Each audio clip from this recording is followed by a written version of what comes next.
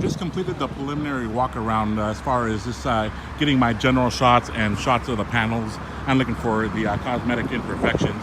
Here on the video is I'll take some paint measurements so we get a better idea of the paint condition. Looking at the paint, it's got a nice deep color, right? The metallic is not overbearing. I've seen some where it looks terrible, but this is tastefully done. You can actually pick up on it when the sun hits it just right. So it just shows more depth on the paint. And I'll go over some of the issues that I ran across. Here, looking at the alignment, I won't determine that until I get in front of the monitor and I have my grid line so I can check the measurements between the bumper, the tail lights, or the turn signals, and the headlamps. Noticing one thing here is it looks like these are just lens covers right here. It looks like it just can probably peel right off. So if you don't like that yellow, you can probably go back to clear. Touching on the gaps here. So Lewis said that he put new hood seals in, so they still need to get worked, and I am aware of that. So he says that the panel's not fitting 100% or looks like it's popped out a little bit. We're gonna have to take his word for that, because at some point, it's gonna take time, months, and in the sun for those seals to actually to work into where they should be. So that's the only downfall of putting new seals right now, is that it's going to appear that everything is popping out, as you can see here.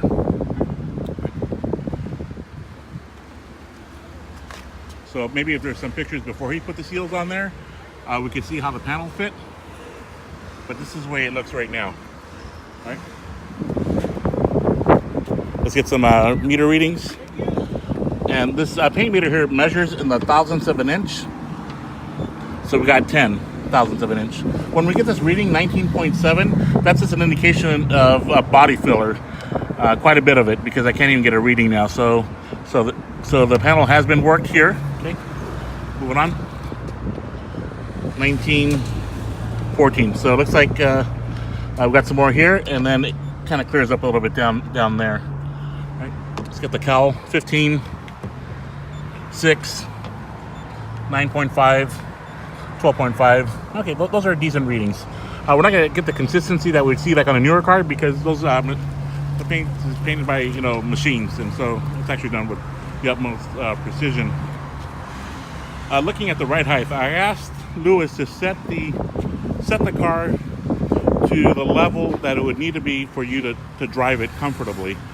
With airbag suspension, you have to find that sweet spot, right? Because if it's too high, then it gets really bouncy, and too low, it's really mushy. He says the settings is between 40 and 42 front and rear. That is the sweet spot, and we'll be road testing it as well, and I'll run a video during that ride, and I'll let you know if this seems overbearing or not. Let me get you the measurement here as well. This is where the car would need to sit when you're driving. So it's roughly about 19 and a half inches. That's the left front, and the rear is at 19. Okay, and I'll do the other side when I get there. Okay, looking at the windshield, I don't see any obvious chips or cracks. He just installed these windshield wipers on for you, so I'll need to see if those work. The motor works, but the washer jet is missing, so it's not there. Okay. The fit looks good here on top. It looks nicely and evenly applied. Sometimes when it's not done right, the plastic looks a little crinkly, or the top doesn't look right, but it's a good fit so far. But now looking at this is like the most important, the fit from the window, the windshield post, and the quarter fit to the top. So here I don't see any gaps in there. I can't see the interior, right? But if we look here, and I got still shots of it, you can see where it would leak right here. So I can see the inside of the interior, and right here, this would just gush water inside of here. Right, so you can see how it's a huge gap. So it's not 100% sealed. Moving on. Chrome work looks pretty good. I always like to get a side view like this. And when I'm doing this, I'm looking for waviness, dings, small dents. And this is the best way to look at that. Okay. Rear wheel, left rear wheel. I still need to look at the underside when we get up on the rack, but it is missing one of the bolts there. I don't see any obvious damage on the tires, so we're looking good there. Oh, let me get the readings. So 12, 19, let's try that again. 19.7, okay, so it's been worked right there. 15, 7.5, 6. 19, that's more rework. Okay, so here, some Bondo. And what I look for there when I get those heavy Bondo readings is that now I need to focus on quality of workmanship. So, check for that rippling, cracking, anything like that. Those are the issues I find when Bondo is being used.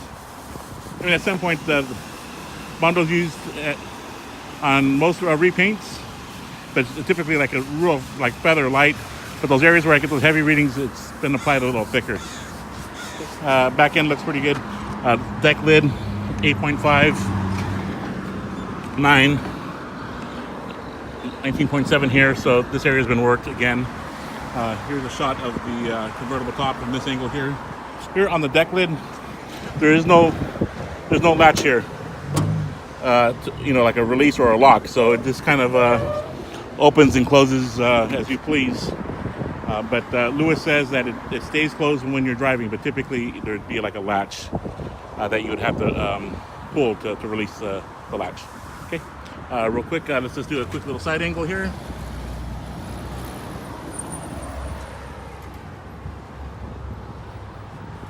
All right. And let's finish off the readings. So 19.7, more Bondo there. 19.7, 8.5, 19.7. So on the right rear quarter panel it's been worked significantly.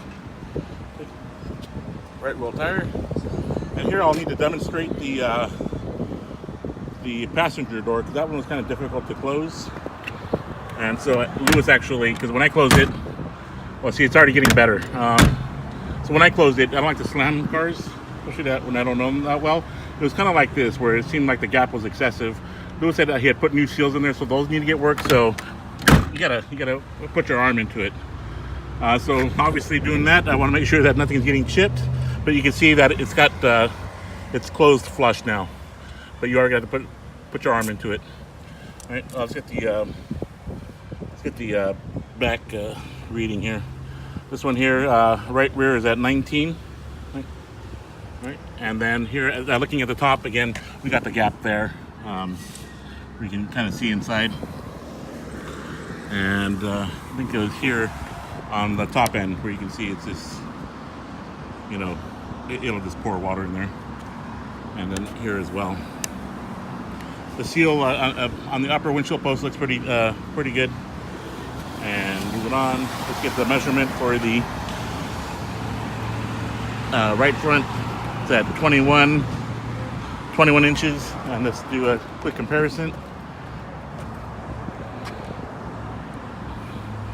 And this is 19 and a, oops, this is 19 and a half.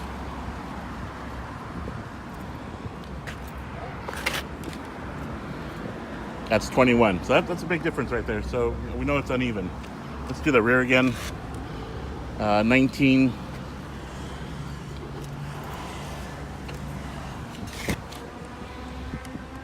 And 19. So the rear is sitting at a proper or an even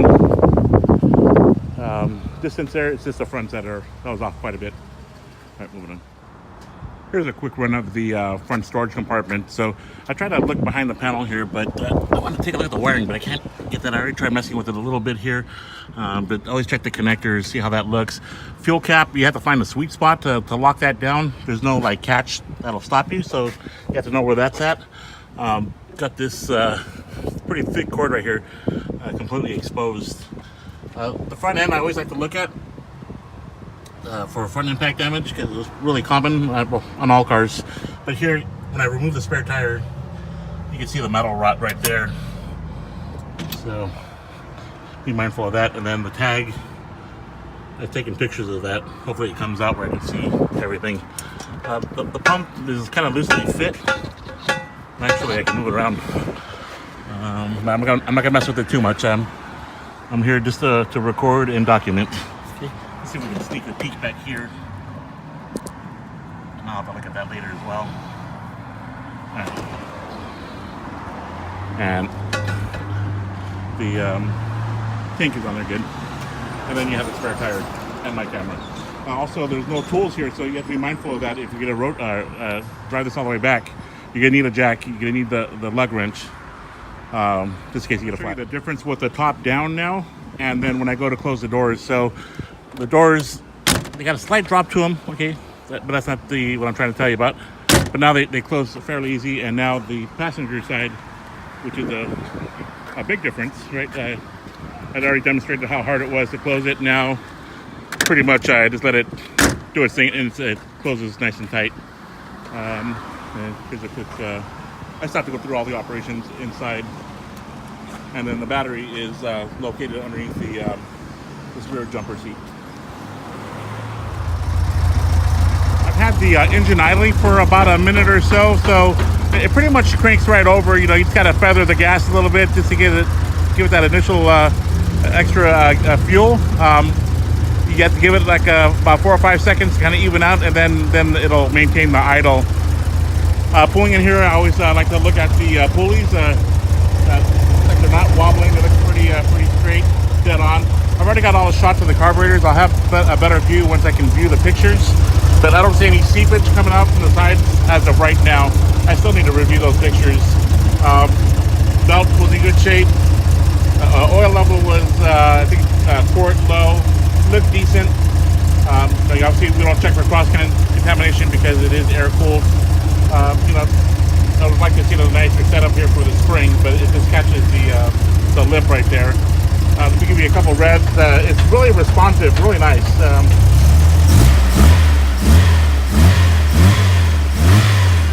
So, yeah, it seems like the carbs are in tune. Responsive. It was nice, so I'm looking forward to driving it to see how it performs. Don't see any smoke coming out of the exhaust, you know, an indication of it running rich or worn. Let's see here.